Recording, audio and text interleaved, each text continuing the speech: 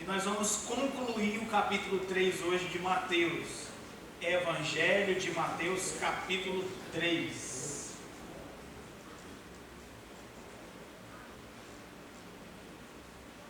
Vamos fazer uma leitura do versículo 11 até o final do capítulo, tá?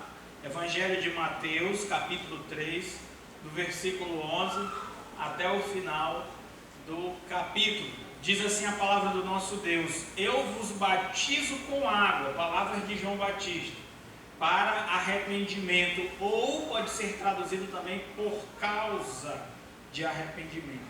Mas aquele que vem depois de mim é mais poderoso do que eu, cujas sandálias não sou digno de levar. Ele vos batizará com o Espírito Santo e com fogo. Sua pá ele a tem na mão e limpará completamente a sua eira, recolherá o seu trigo no celeiro, mas queimará a palha em fogo inextinguível. Por esse tempo dirigiu-se Jesus da Galiléia para o Jordão, a fim de que João o batizasse. Ele, porém, o dissuadia, dizendo: eu é que preciso ser batizado por ti, e tu vens a mim?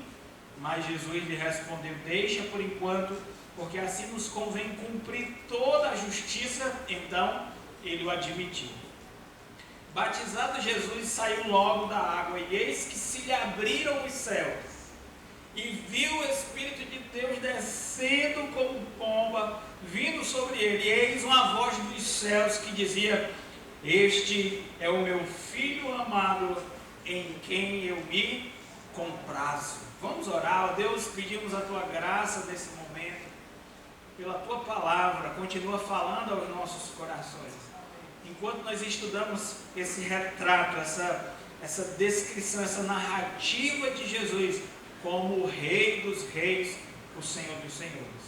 Obrigado por Mateus, a quem o Senhor inspirou para nos entregar este Evangelho. Quantas vidas, pela leitura deste livro, do Santo Evangelho, foram transformadas, chegaram ao conhecimento pessoal de Jesus Cristo, entenderam a sua pessoa, o seu caráter, o seu poder, os seus ensinos, a sua paixão, e tiveram a vida completamente mudada. Que seja assim conosco, enquanto estudamos as verdades da tua palavra, inspiradas pelo teu Espírito, possamos conhecer a Jesus como Mateus, esse testemunho ocular, e quem experimentou essas realidades em primeiro lugar, tem nos transmitido no poder do Espírito Santo. Essa é a minha oração em nome de Jesus Cristo. Amém. Amém. Meus irmãos, nós vimos semana passada, introduzimos que antes de Jesus Cristo se manifestar publicamente, iniciar o seu ministério publicamente, ele foi precedido por um homem chamado João Batista.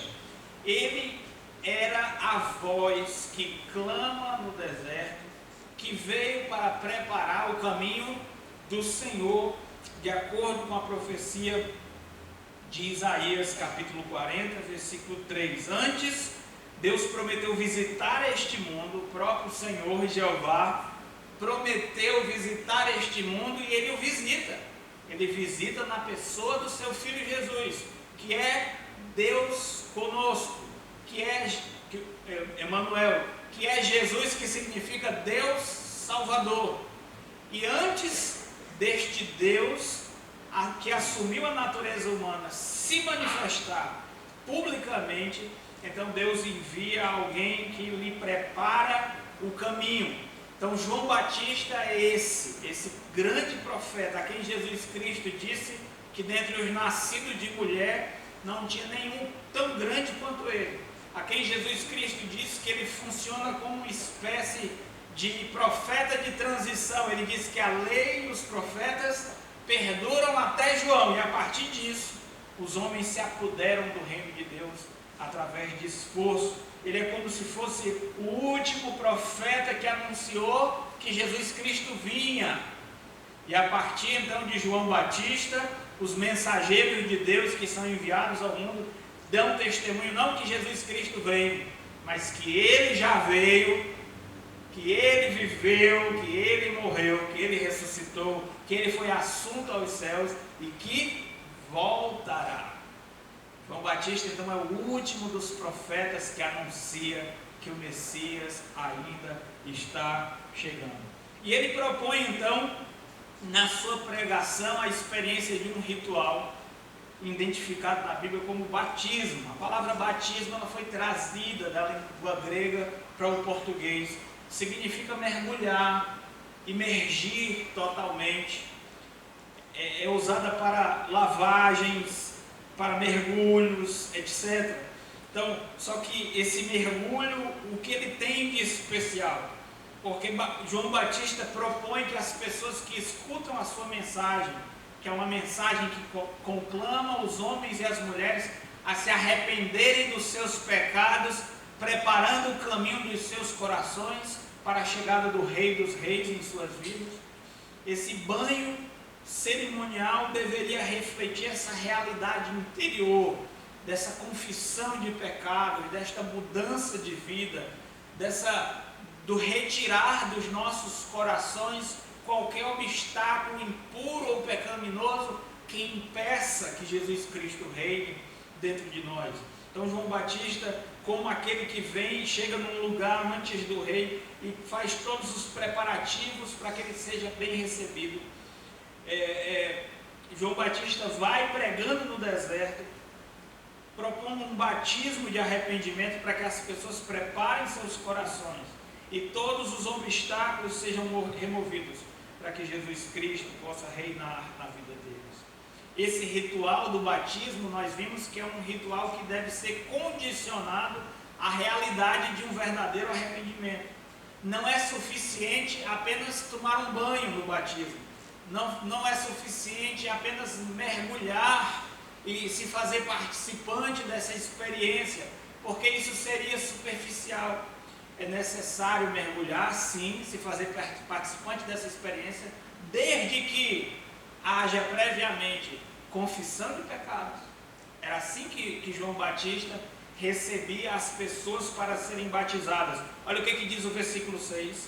Eram por eles batizados no Rio Jordão, confessando os seus pecados. E no versículo 11, em segundo lugar, é exigido que aqueles que se batizem se arrependam. Não é suficiente apenas dizer que são pecadores, reconhecer que são pecadores.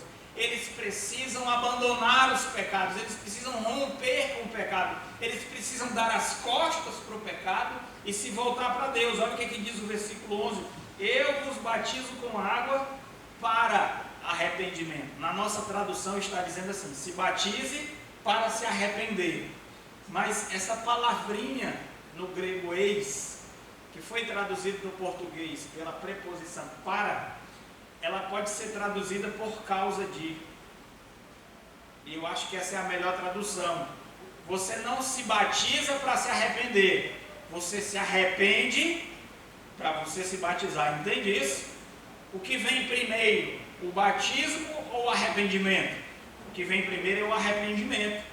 É por isso que João repreende os fariseus, os religiosos que estavam chegando lá para serem batizados pelo profeta que surge depois de 400 anos de silêncio, mas sem qualquer tipo de reconhecimento de pecado, sem qualquer tipo de mudança de vida que comprove que eles experimentaram o arrependimento. Lembra que arrependimento significa mudança de mente. E João Batista disse: vão para casa e produzam em primeiro lugar frutos dignos de arrependimento, que demonstrem que vocês realmente, do coração, experimentaram essa mudança. Então, se você se batizar sem o arrependimento, não significa nada. É um banho apenas, e um banho muito mal tomado. Porque é só uma mergulhada e acabou. Você não tem sabão, não tem shampoo, não tem condicionador, não tem nada. É só um banho. Muitas pessoas se banharam quando se batizaram. Não se batizaram verdadeiramente, porque para ser batizado verdadeiramente é necessário a realidade no coração. O batismo é só um símbolo, a água que representa a lavagem um meio de purificação, ele deve ser respaldado por uma experiência real de transformação pessoal a partir do coração, uma pureza operada pelo próprio Espírito Santo de Deus. É um ritual radical. Quando João Batista propõe o arrependimento, o batismo para os judeus, ele está sendo muito radical. Por quê? Porque os judeus naquela época, eles já conheciam uma espécie de batismo quando uma pessoa se convertia ao judaísmo. Quando um gentil, ele desejava servir o Deus de Israel, além da circuncisão, ele passava por um banho cerimonial. Não é interessante isso? Então ele se banhava, ele fazia uma confissão de fé, ele recebia uma instrução a partir da Torá, e ele então se batizava, era um autobatismo, ele mergulhava dentro da água, como um símbolo de que ele estava recomeçando, que a velha vida dele no paganismo tinha ido embora, tinha morrido, e ele agora estava vivendo, experimentando uma nova vida. E alguns diziam que essas águas eram como se fosse o líquido amniótico da mãe, a água desse banho cerimonial era como se a pessoa estivesse nascendo de novo. Tinham rabinos que inclusive debatiam a validade de coisas, relações, acordos que eram feitos antes desse batismo, já que é uma nova vida. Então tudo aquilo que ficou para trás não vale mais, nem casamento, nem compra, nem negócio. Então havia até um determinado tipo de debate relacionado a isso. Então, quando um gentil se convertia ao judaísmo, o que acontecia? Ele se circuncidava, fazia uma confissão de fé, recebia uma instrução, oferecia sacrifício e tomava esse banho cerimonial, dizendo: olha, eu comecei uma nova vida. Aí vem João Batista e propõe um batismo para o próprio povo judeu. Ele: opa, João Batista, você está pensando que nós já somos judeus, nós já somos filhos de Abraão, nós já somos filhos de Deus. E João Batista diz: não, Deus pode suscitar filhos de Abraão até dessas pedras, mas não pensem que pelo fato de vocês serem filhos raciais de Abraão, que vocês necessariamente têm a relação com Deus que Abraão tinha. Não podemos terceirizar o nosso relacionamento com Deus, nem através da raça, da filiação racial, através de Abraão, e nem pela filiação ritual, só participando de uma cerimônia. Tem que realmente alguma coisa acontecer dentro do nosso interior. É por isso que a mensagem de João Batista de arrependimento e o rito do batismo que ele propunha para o próprio judeu era uma coisa muito radical. Sem falar da radicalidade do próprio arrependimento, que era necessário para que a pessoa pudesse então se batizar. Uma verdadeira conversão era necessária. A pessoa precisava provar através da sua mudança de vida de que ela realmente tinha se arrependido. Para nós hoje, modernamente, as palavras das pessoas são suficientes. A intenção, um gesto, um levantar de mão no culto, a gente já costuma considerar esses sinais como verdadeiro arrependimento. E eu quero dizer para os irmãos que isso é um erro. Nós não devemos ser tão entusiasmados, tão rápido ao ponto de reconhecer a conversão na vida de uma pessoa só porque ela levantou a mão, só porque ela fez uma profissão de fé. Não, nós precisamos dar para esta pessoa um pouco de tempo. É claro que a gente não fica duvidando da sinceridade das pessoas, nós não devemos fazer isso, isso é errado. Mas é errado a gente ser rápido demais na nossa confiança, é muita inocência da nossa parte a gente declarar como arrependido uma pessoa que nós não demos para ela a oportunidade, o tempo necessário para demonstrar frutos de arrependimento. Mudança precisa acontecer na nossa vida, como prova de que verdadeiramente nós nos arrependemos. Então, muito cuidado, a gente tem que ser cauteloso. Nós precisamos de tempo para provar a realidade de uma conversão. Então nós não devemos contar cabeças e dizer esse se converteu, esse não se converteu, sem dar o tempo necessário. Isso aí seria temerário, isso não seria prudente. Nós precisamos, como João Batista nos ensinou, dar tempo para as pessoas demonstrarem que elas estão vivendo uma vida digna do arrependimento que elas um dia professaram ter experimentado. E esse era apenas um ritual preparatório. Na verdade, João Batista reconhece que tem alguém que vem depois dele, que é muito maior e que vai realizar um outro batismo.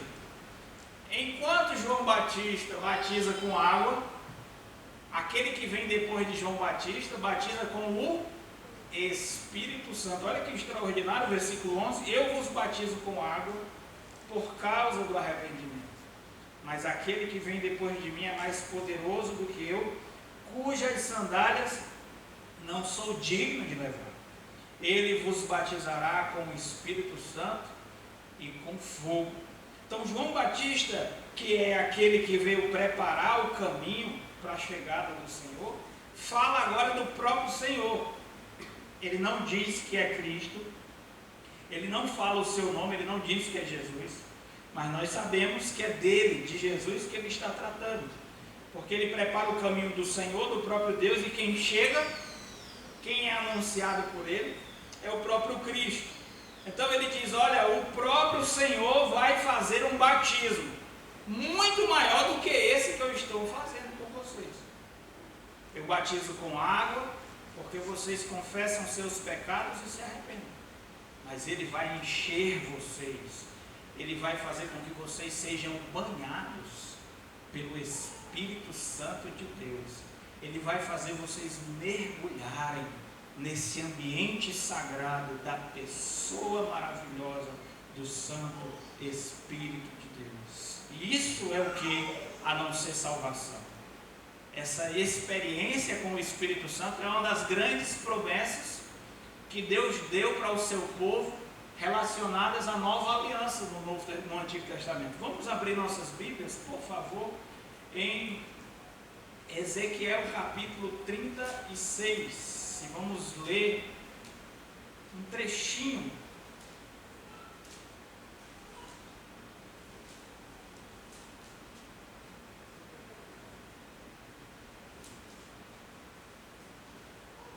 Ezequiel capítulo 36, versículo 25 em diante. Então aspergirei água pura sobre vós, e ficareis purificados de todas as vossas imundícias, e de todos os vossos ídolos vos purificarei. Dar-vos-ei coração novo, e porei dentro de vós o espírito novo. Tirarei de vós o coração de pedra, e vos darei coração de carne. Porei dentro de vós o meu espírito, e fareis com que andeis nos meus estatutos, e guardeis os meus juízos e os observeis. Uma das promessas da nova aliança é que o povo de Deus receberia da plenitude do Espírito Santo.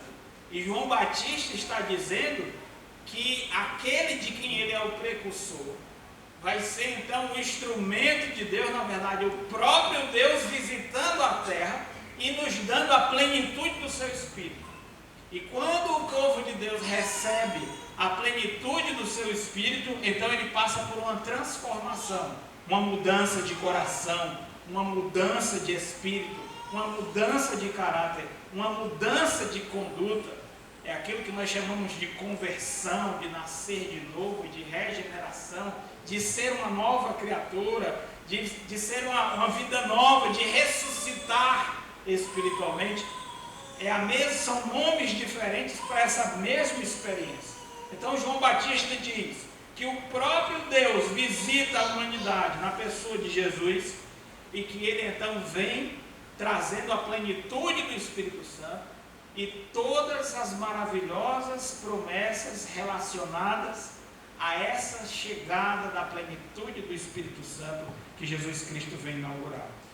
Jesus então batiza coloca o seu povo, os seus filhos, aqueles que se arrependeram e creram no Evangelho e que aguardam a sua chegada. Ele recolhe estas pessoas que o aguardam e lhes dá como prêmio a plenitude do Espírito Santo. Veja em Mateus capítulo 3, mais uma vez, como João se humilha na presença daquele a quem ele precede. Ele diz: aquele que vem depois de mim é mais poderoso do que eu, cujas sandálias não sou digno de levar. Ele vos batizará com o Espírito Santo e com fogo. Ora, o batismo que o Senhor vai realizar é primeiro com a plenitude do Espírito Santo e, em segundo lugar, o outro batismo. É um batismo de juízo, né? Às vezes, em algumas igrejas, nós falamos do fogo, né, do Espírito, né? Essa mensagem foi fogo, né? Corinhos de fogo, etc, né? Eu sei que esses irmãos têm a boa intenção, eles não estão querendo propagar nenhum tipo de erro, mas quando a Bíblia aqui fala do fogo, ela não está falando do Espírito Santo descendo como um fogo, naquele corinho do Pentecostes, vocês conhecem? Espírito, né? Vem, enche, desce como fogo, né? E como em Pentecoste, vem, enche-me de novo. Não tem nenhum problema em cantar essa música, não está errado. Só que quando a pessoa do Espírito Santo é mencionada aqui junto com o fogo, não está dizendo que o fogo aqui é a plenitude do Espírito, o Espírito vai descendo, queimando, tirando as impurezas, não, nada disso.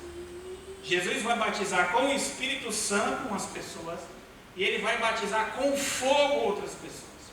Tá? As pessoas que vão receber o fogo não são as mesmas que vão ser batizadas com o Espírito Santo. As pessoas que vão ser batizadas com o Espírito Santo receberão bênção, graça, misericórdia. Os que vão ser batizados com fogo receberão juízo, receberão condenação, serão reprovados. Sabe por quê? Tudo é o contexto. Olha o que diz o versículo 12.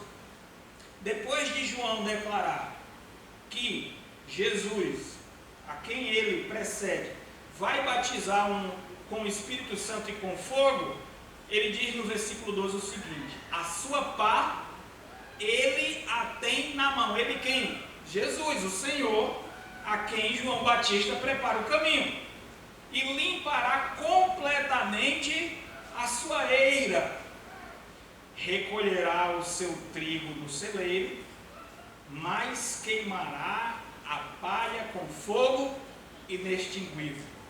Ora, o que é uma eira?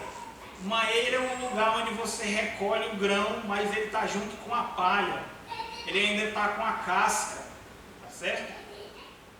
Aí pega a pá, você pisa, às vezes aquele grão junto com a palha, para poder descascar, separar, soltar a palha do grão, a casca do grão. Aí você vai fazendo assim num lugar ventilado, você joga com a pá o grão junto com a palha para cima, aí o vento joga a palha para lá e o grão, que é mais pesado, cai de novo na pá.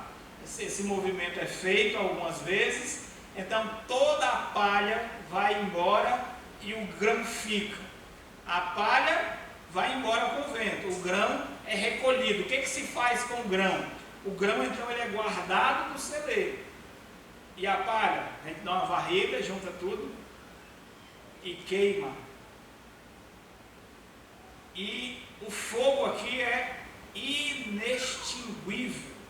É a primeira vez que Mateus menciona a doutrina do castigo eterno. O que João está dizendo, de uma forma metafórica, é o seguinte: quando Jesus vier, ele vem com a plenitude do Espírito Santo. Ele vai fazer uma seleção e seus filhos vão ser separados e receberão a plenitude do Espírito Santo. Enquanto que aqueles que não são seus filhos serão então juntados e serão queimados num fogo inextinguível. E você vai ver Jesus, depois que João Batista fala isso aqui, Jesus de hora em hora, de quando em quando, ele menciona essa doutrina que João Batista está nos dando um gostinho, que é a doutrina do castigo eterno. Então, ser batizado com fogo é ser batizado com o juízo de Deus, porque Jesus Cristo, ele veio salvar, mas ele também veio para julgar. E é interessante como a Bíblia fala na história de Cristo, no desenvolvimento da história do Salvador e da salvação, que na primeira vinda, Jesus Cristo vem como Salvador, Senhor e Salvador. Ele veio buscar e salvar o que se havia perdido. Mas quando ele vier na sua segunda vinda, ele vem para julgar. Ele colocará todas as nações na sua presença. Ele vai fazer uma seleção. Ele vai distinguir quem é justo e quem é injusto. Os justos serão recolhidos para o reino de Deus, enquanto que os ímpios serão recolhidos para o castigo eterno. E lá em Mateus capítulo 25, versículo 41, ele fala do castigo eterno como o inferno preparado para o diabo e os seus anjos. Os justos vão para a vida eterna, mas os injustos para o castigo eterno. Então essa doutrina aparece aqui de uma forma muito singela ainda, mas clara para quem tem ouvidos para ouvir. Jesus Cristo vem, é necessário um arrependimento da nossa parte para que ele possa ser recebido. Aos que se arrependem e abrem seus corações para o Rei, ele os batiza com a plenitude do Espírito Santo. Aqueles que recusam-se se submeter ao Rei dos Reis e Senhor dos Senhores, quando na manifestação do reino de Deus, essas pessoas vão ser juntas, vão ser recolhidas e vão experimentar o castigo eterno descrito como uma queima num fogo inextinguível. Bem, tem gente que acha isso assim muito cruel, né? Me lembro de uma vez que uma pessoa disse: pastor, Deus incinerará uma pessoa eternamente. Que Deus é esse? Não é Deus, isso é um monstro. Ele diz: bem, a Bíblia diz que Deus vai fazer isso. Então, o que nós podemos fazer? Deus é justo também. Nós não estamos aqui para dizer o que Deus tem que ser ou como ele deve proceder. A Bíblia diz que Deus, ele julgará as pessoas que rejeitaram a sua infinita misericórdia com um castigo eterno. Agora, eu acredito que assim como o céu é muito melhor do que a Bíblia descreve, porque são palavras humanas descrevendo uma realidade eterna, uma realidade infinita, uma realidade gloriosa. Assim como as palavras da Bíblia, elas nos transmitem alguma coisa, um pouquinho apenas, um gostinho apenas daquilo que será a nossa bem-aventurança eterna. Eu acredito também que quando a Bíblia fala do castigo eterno, ela usa palavras que nos dão apenas um gostinho, que nos dão uma ideia. Eu não acredito que seria ali fogo literal, mas eu acredito que o inferno nos queimaria, arderia. O castigo eterno arde como um fogo. Queima, traz sofrimento, angústia. Fala-se de trevas, de um verme que sempre come, de choro e ranger de dentes. São todas palavras que descrevem a profunda angústia de uma eternidade completamente ausente de Deus e banida da face do seu poder. Então, eu quero que os irmãos entendam que estas palavras que são usadas, essas imagens que são usadas para descrever, são apenas indicativos de uma realidade que está além da nossa compreensão e que só vai ser percebida plenamente quando se experimentar. Eu espero que ninguém queira experimentar o lado ruim desse negócio aqui. Que todos vocês possam experimentar o que é ser recolhido no celeiro como um trigo para a glória de Deus. E jamais serem queimados como a palha, com fogo inextinguível. Que ninguém aqui seja selecionado como inútil no dia da vingança do nosso Deus e sofra a condenação eterna. que Jesus Cristo trará para todos os rebeldes que não obedecem ao Evangelho. Agora, para a gente encerrar o capítulo 3 de Mateus, nós precisamos considerar o batismo de Jesus. Diz no versículo 13: por este tempo dirigiu-se Jesus da Galiléia para o Jordão, a fim de que João o batizasse. E a primeira pergunta que surge na nossa mente é o seguinte: se o batismo é para pecadores, é por causa do arrependimento, exige confissão de pecados, por que Jesus, o Filho de Deus, se submete ao batismo?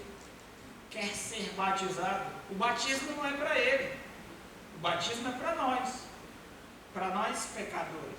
Mas para Jesus, o Santo Filho de Deus, não cabe o batismo para ele, não se ajusta à experiência, à necessidade de ser batizado para Jesus. E o próprio João Batista reconhece isso. Versículo 14 diz: ele, João Batista, porém, o dissuadia, dizendo: eu é que preciso ser batizado por ti, e tu vens a mim. João Batista, como um profeta que anuncia o caminho do arrependimento como a porta de entrada para o reino de Deus, reconhece que é pecador e que precisa trilhar esse caminho também. E ele diz: Jesus, eu preciso ser batizado por ti, porque eu sou pecador. E você vem a mim? Mas Jesus lhe responde: deixa por enquanto, porque assim nos convém. Essa palavra convém é forte na língua original e quer dizer: é necessário para nós cumprir toda a justiça. Aí João Batista admitiu. Quando Jesus Cristo disse: tem que ser desse jeito, aí João Batista se cala. Nós deveríamos ser assim também. Nós não deveríamos discutir com Jesus. Quando Jesus diz assim: olha, meu filho, tem que ser desse jeito, então seja feita a tua vontade. João Batista é um exemplo de servo submisso.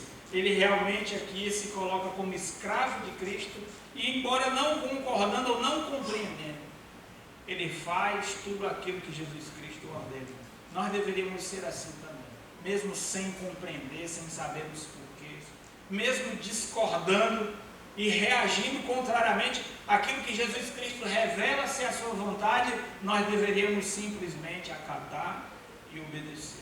Que exemplo João nos dá aqui para sermos seguidos? Mas, queridos, existem respostas que nós precisamos dar para essa necessidade do batismo de Jesus. Por que Jesus Cristo diz é necessário? Bem, primeiro, confirmação. Era necessário que Jesus Cristo se batizasse para que ele confirmasse o ministério de João e o batismo de João.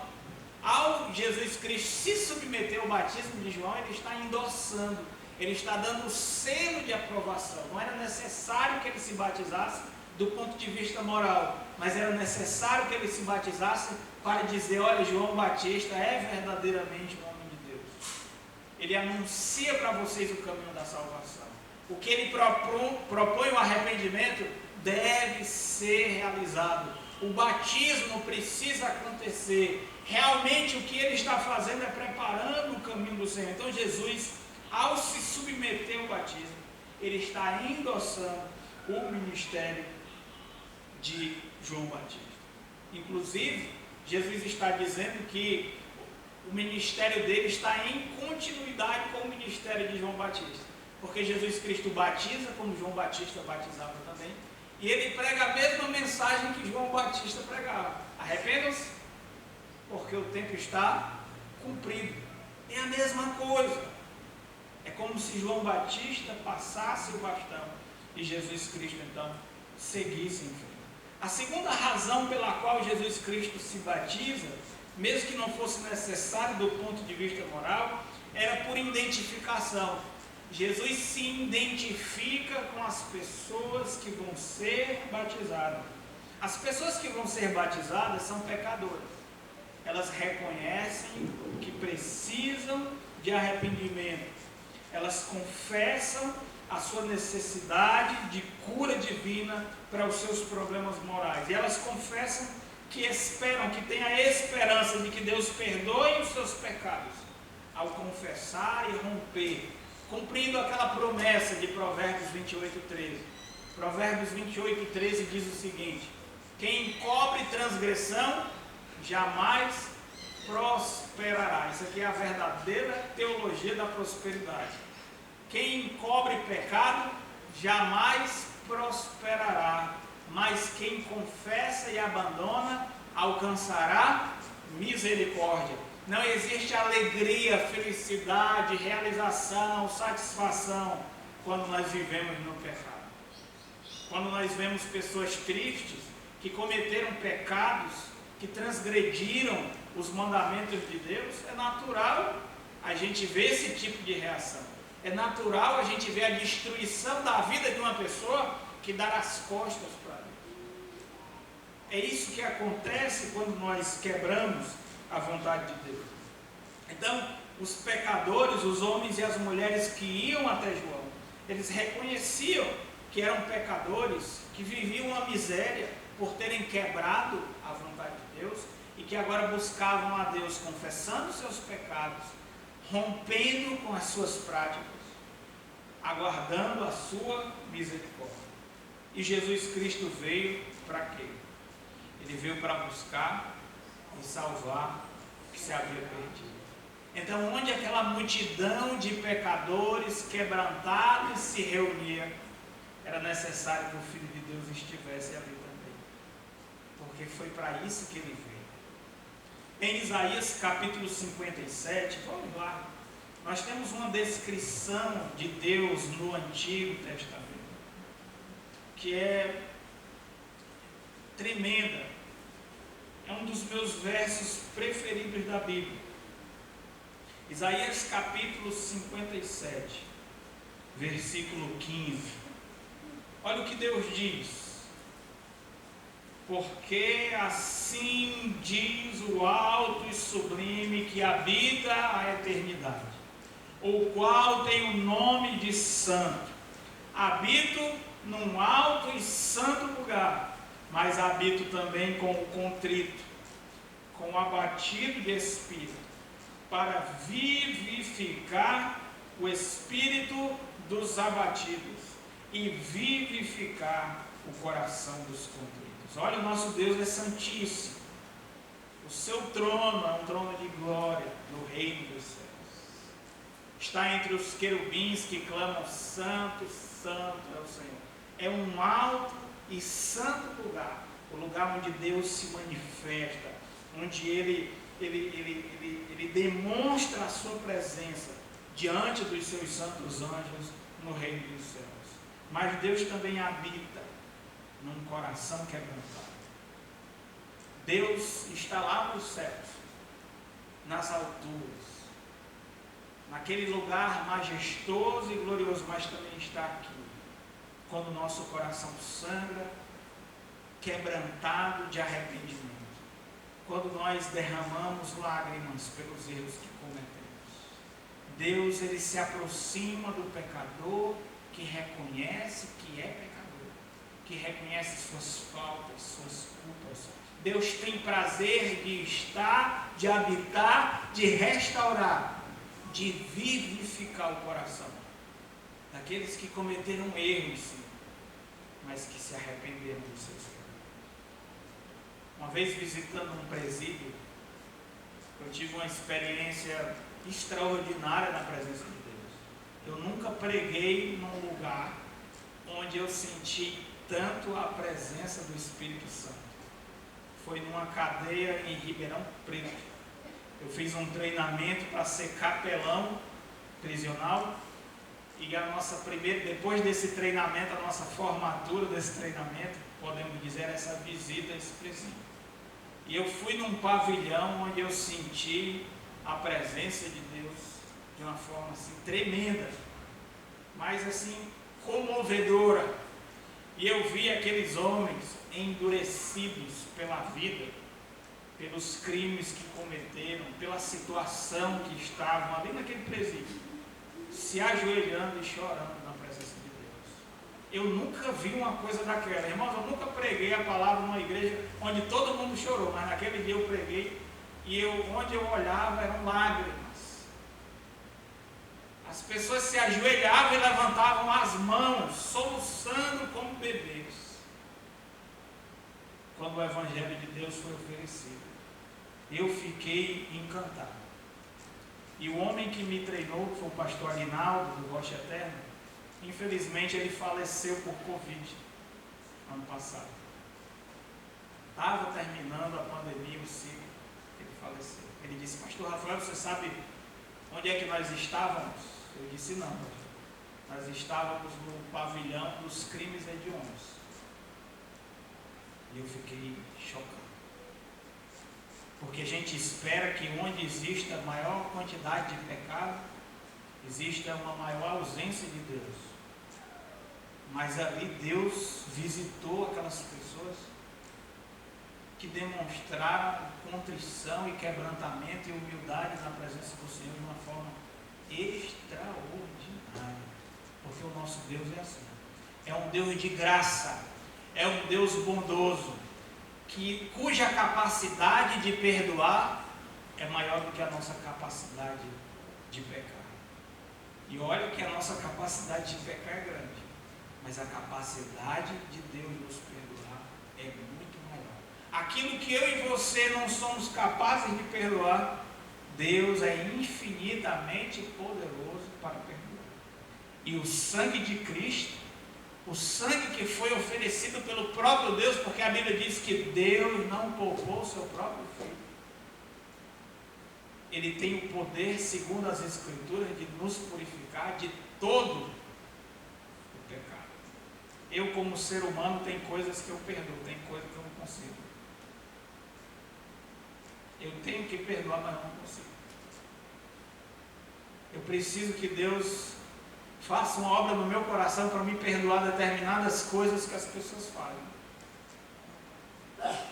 Mas a Bíblia diz que o sangue de Cristo nos purifica de todo pecado. Isso não é incrível? E assim como Deus é descrito no Antigo Testamento como esse Deus santo e sublime, mas também misericordioso, ao ponto de se encolher, se humilhar e ir de encontro ao homem e à mulher que são pecadores sim, mas que se quebrantaram na sua presença, para abraçá-los, recebê-los, perdoá-los, restaurá-los, vivificá-los. Assim é o Filho de Deus descrito no Novo Testamento. Lá em Lucas capítulo 5, vamos lá.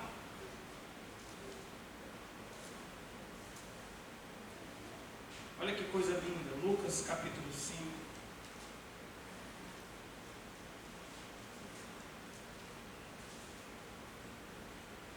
Versículo 31 e 32.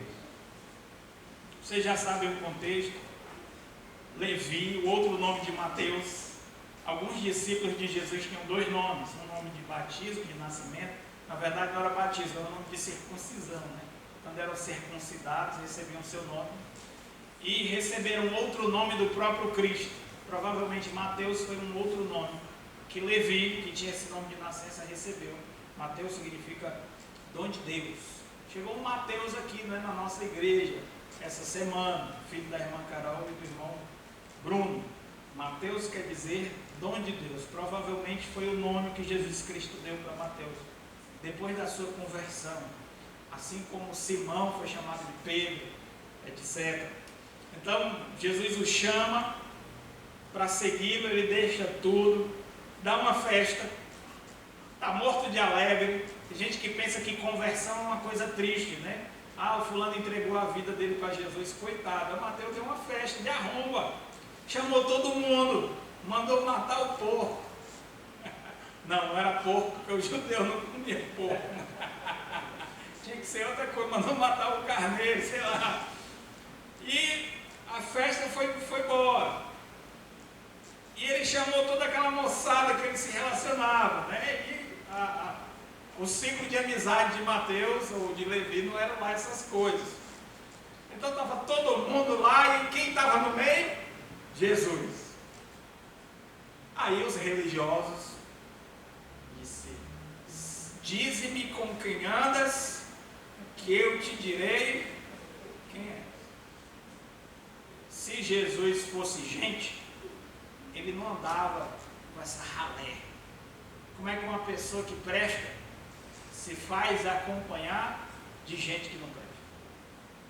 Anda com os sábios, diz a Escritura, e você vai ser mais sábio que ele. Anda com os insensatos e você vai ser pior. Ele não pode ser um homem de Deus, porque onde essa gente está, esses pecadores estão, está lá Jesus Cristo no meio. Eles não têm coragem de falar isso para Jesus diretamente, com medo de levar uma invertida, uma coisa. Aí eles falam para os discípulos, versículo 30, os fariseus e os escribas murmuravam contra os discípulos de Jesus, perguntando: por que comeis e bebeis com os publicanos e pecadores? Aí Jesus Cristo escuta.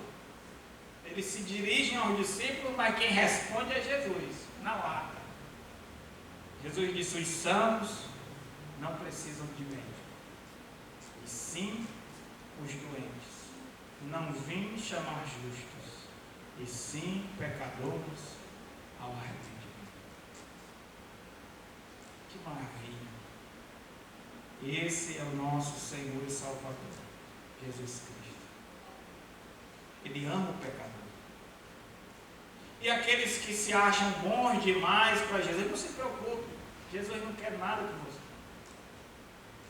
Mas se você se acha perdido, doente, se a sua vida está destruída e quem destruiu foi você, com as suas próprias mãos, com seus próprios pecados, eu quero dizer para você: se alegre, porque existe alguém que te ama e quer fazer uma obra extraordinária na tua vida, que veio para buscar pessoas como você. Uma vez eu ouvi um testemunho de um cara que ouviu o pastor dizendo: olha, Jesus veio buscar e salvar o perdido. E ele: perdido? Eu sou perdido. Se Jesus veio buscar os perdidos, eu sou o cara certo para Jesus. É exatamente isso. Jesus Cristo, Ele ama o pecador e quer transformar a vida de todo aquele que cometeu erros, que se sente afligido pelas culpas, que se sente constrangido pelos seus próprios erros, que está nesse momento comendo, desfrutando das consequências amargas dos seus pecados. Jesus Cristo veio chamar estas pessoas ao arrependimento. O nosso problema é só um, é o pecado. Essa é a nossa doença. Jesus é o médico que tem o poder de nos curar, e o que Ele prescreve é simples. É só uma receita, só tem um remédio. É a gente se arrepender dos nossos pecados e dizer, colocar a nossa vida à disposição dele. Senhor, me salva, me cura, me transforma. Se arrepende dos teus pecados, coloca a tua vida nas mãos de Jesus, deixa com Ele e você vai ver que coisas extraordinárias Deus vai fazer na sua vida. Amém? Assim como Deus, o Senhor, no Antigo Testamento é descrito como um Deus de graça, Jesus, o Filho de Deus, no Novo Testamento, da mesma forma. Então é por isso que Jesus Cristo está ali no batismo e diz: olha, é necessário fazer isso. Embora Ele não precise, Ele está ali porque aquelas pessoas precisam. Ele está dizendo: muito bem, arrependam-se, coloquem suas vidas nas minhas mãos, abram o coração, que eu vou entrar e vou fazer algo tremendo e grandioso. Ele se batizou mesmo sem necessidade, para nos dar um exemplo, nos identificar com Ele, Ele se identifica conosco, para que nós jamais percamos essa oportunidade. Onde existe um pecador quebrantado, aí está Jesus para curar e resgatar. Por fim, queridos, Jesus Cristo se batizou de forma profética. Ele não precisava se batizar do ponto de vista moral, mas Ele se batiza porque Ele quer anunciar, através do seu batismo, aquilo que Ele precisava experimentar para dar o que aqueles pecadores foram buscar no batismo de João: o perdão de pecados. O que o batismo representa? Eu gosto da Bíblia porque a Bíblia explica a própria Bíblia. E em Romanos capítulo 6, versículo 3 e 4, o apóstolo Paulo nos ensina que o batismo representa a vida de Cristo. Quando nós mergulhamos na água, significa que Jesus Cristo morreu. A gente fica ali um tempinho na água quando se batiza, significa o nosso sepultamento, porque Jesus Cristo foi sepultado 3 dias. E quando Jesus Cristo sai da água ali através de João Batista, assim como nós, significa ressurreição, nova vida. Lá em Lucas capítulo 12, versículo 50, Jesus Cristo fala assim: eu preciso ser batizado com um batismo enquanto eu me angustio, até que esse dia chegue. Ele está falando do batismo dos seus sofrimentos. Um dia Jesus Cristo precisava morrer, ser sepultado e ressuscitar, morrer pelos nossos pecados e ressuscitar para a nossa justificação. E essa é a mensagem do Evangelho. Cristo morreu pelos nossos pecados, segundo as Escrituras, foi sepultado e ressuscitou ao 3º dia, segundo as Escrituras. Essa é a mensagem do Evangelho. 1 Coríntios capítulo 15, versículo 3 e 4. Então, quando Jesus Cristo é batizado por João, ali Jesus Cristo representa, ao se submeter ao rito do batismo, ao mergulhar nas águas, a sua morte e o seu sepultamento, ao ressurgir das águas, a sua ressurreição, porque é o Filho de Deus e Deus aceitará o seu sacrifício em favor dos outros. Aquilo que Ele um dia vai fazer lá no Calvário em nosso favor, é profético. E é aquilo que nós vamos experimentar juntamente com Cristo quando nós vamos nos batizar. Lá em Romanos capítulo 6, Paulo fala não só que Jesus Cristo morreu, foi sepultado e ressuscitou, mas que nós morremos com Cristo, fomos sepultados com Cristo e ressuscitamos com Cristo. E tudo isso a gente demonstra através do batismo. Quando nós somos sepultados nas águas, nós estamos dizendo: aquela vida que eu tinha antes de Jesus Cristo foi embora, foi sepultada, morri para este mundo. E quando nós saímos de dentro das águas, nós dizemos: eu ressuscito com Cristo, Ele vive em mim, e essa vida agora que eu tenho na carne, eu vivo pela fé no Filho de Deus, que me amou e se entregou por mim. Se alguém está em Cristo, é uma nova criatura, as coisas velhas se passaram, e eis que tudo se fez novo. Quando Jesus Cristo é batizado, diz o versículo 16 e 17 de Mateus capítulo 3, estou terminando, diz assim: batizado Jesus saiu logo da água, e eis que se lhe abriram os céus, e viu o Espírito de Deus descendo como pomba, vindo sobre ele. Este é o meu filho amado, e eis que uma voz dos céus dizia: este é o meu filho amado, em quem me comprazo. Quando o Filho de Deus se submete ao batismo na terra, Deus se manifesta dos céus, e o Espírito Santo é enviado para pousar sobre Jesus, o ungindo como Messias. Jesus Cristo começa o seu ministério como o Messias nesse momento, porque é nesse momento que o Espírito Santo repousa sobre ele, o ungindo como nosso Senhor e Salvador. Lembra que Cristo e Messias significa ungido, e a promessa do profeta Isaías, capítulo 61, é que o Cristo seria ungido com o Espírito Santo, não com óleo comum, mas com o próprio Espírito Santo. Então o Espírito Santo se manifesta quando Jesus Cristo se submete humildemente à vontade de Deus. Quando ele diz: convém cumprir toda a justiça, ou seja, Jesus publicamente, ao representar a sua morte, sepultamento e ressurreição no batismo, ele está se submetendo ao plano de Deus para a nossa salvação. Então Deus demonstra o seu agrado, e ele faz repousar sobre Jesus o seu Santo Espírito. Aqui o Pai o Filho e o Espírito Santo aparecem ao mesmo tempo, distintos. A doutrina da Trindade é esboçada aqui. Só existe um Deus, mas que é Pai, que é Filho e Espírito Santo.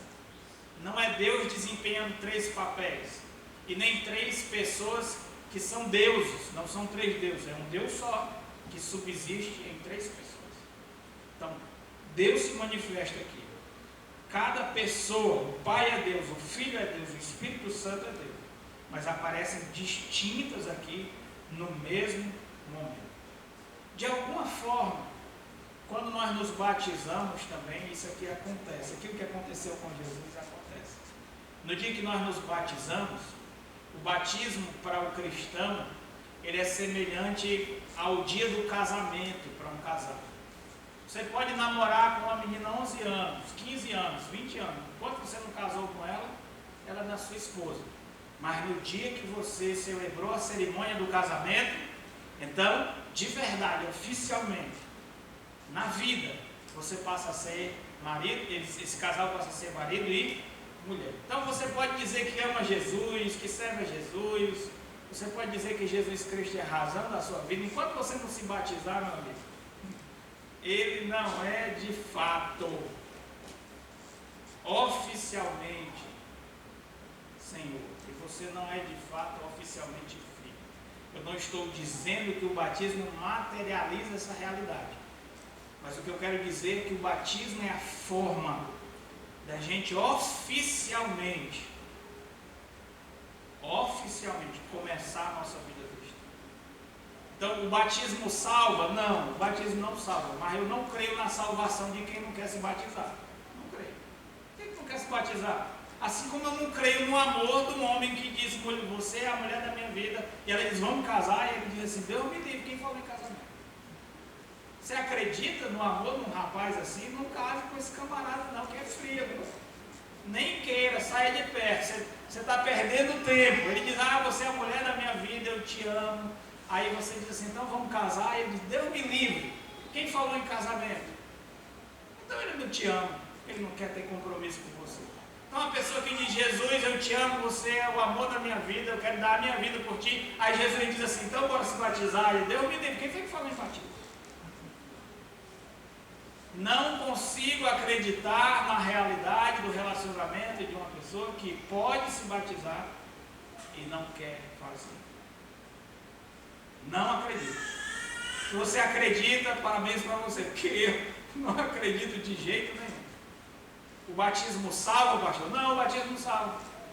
O casamento, assim como o casamento é muito mais do que a cerimônia de casamento, assim a vida cristã, a vida com Cristo é muito mais do que aquela cerimônia de batismo. Mas tudo começa ali, não é verdade? A vida de casal começa naquela cerimônia.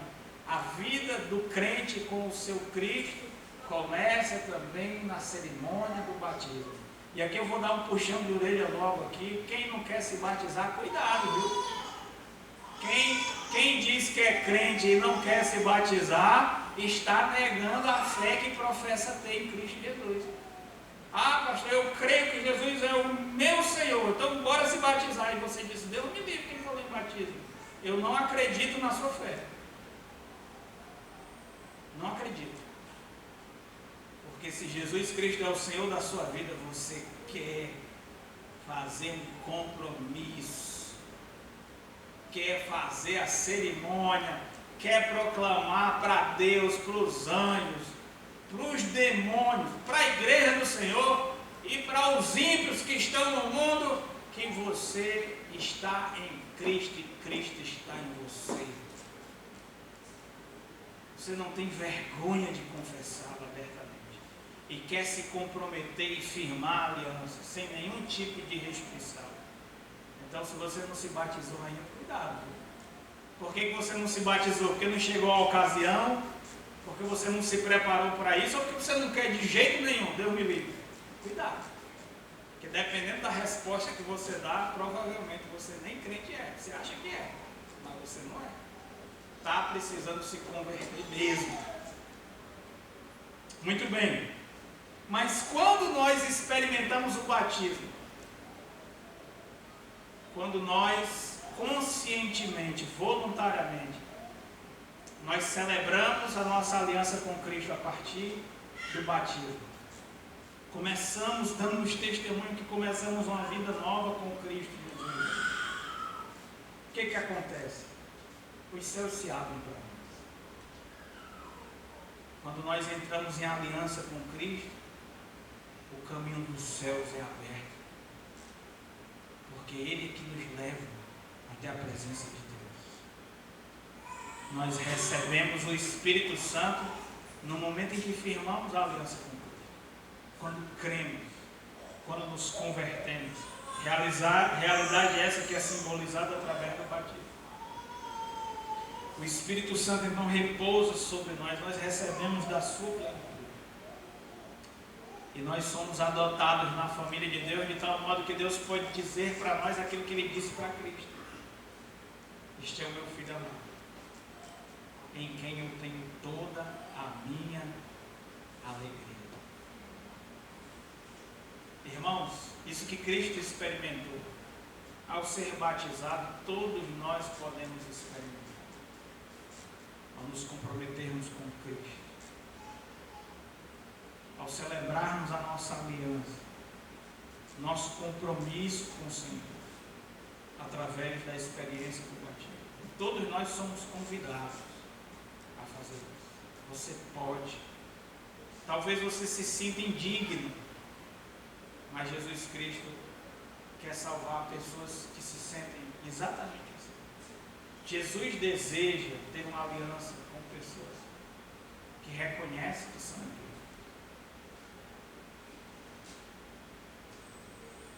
Quanto mais indignos nós nos sentimos, mais ainda o Senhor Jesus Cristo quer assumir um compromisso de aliança, na qual Ele promete ser o nosso Salvador. E nós nos comprometemos a servir de todo o coração, com gratidão e honra, porque Ele não se poupou, antes por nós se entregou para ser o nosso Salvador. Vamos orar. Senhor, eu quero agradecer o Senhor pela tua promessa, porque o Senhor veio buscar e salvar pessoas perdidas como nós. Nós vemos Jesus Cristo no meio daquela massa de homens e mulheres pecadores que confessam pecados publicamente, que demonstram, Senhor Deus, através das suas vidas, frutos dignos de arrependimento. Onde há um coração quebrantado, aí está o Senhor, para vivificá-lo, para enxugar suas lágrimas, para dar para eles uma nova chance. Te louvamos porque o Teu Espírito se move nos corações, até mesmo de pessoas indignas, pessoas que foram reprovadas até por outros pecadores, e são consideradas como pessoas que estão além da reabilitação. O Senhor está ali, o Senhor os visita, o Senhor os ama, o Senhor quer coroar de graça e de misericórdia. Obrigado, Senhor Deus, porque o Senhor abriu um caminho para os céus, através de Jesus. E em aliança com Ele, representado pelo batismo, os céus se abrem, o Espírito Santo é derramado sobre as nossas vidas. E o Senhor nos acolhe como filhos e tem em nós imensa alegria. Que todos nós possamos experimentar em Cristo essa gloriosa abertura dos céus, essa gloriosa plenitude do Espírito e esse glorioso privilégio de ser transportado do reino das trevas para o reino da Tua maravilhosa luz. Abaixarmos as armas de inimigos e rebeldes, para sermos Teus amigos e Teus filhos. Essa é a minha oração em nome de Cristo Jesus. Amém. Que Deus abençoe vocês.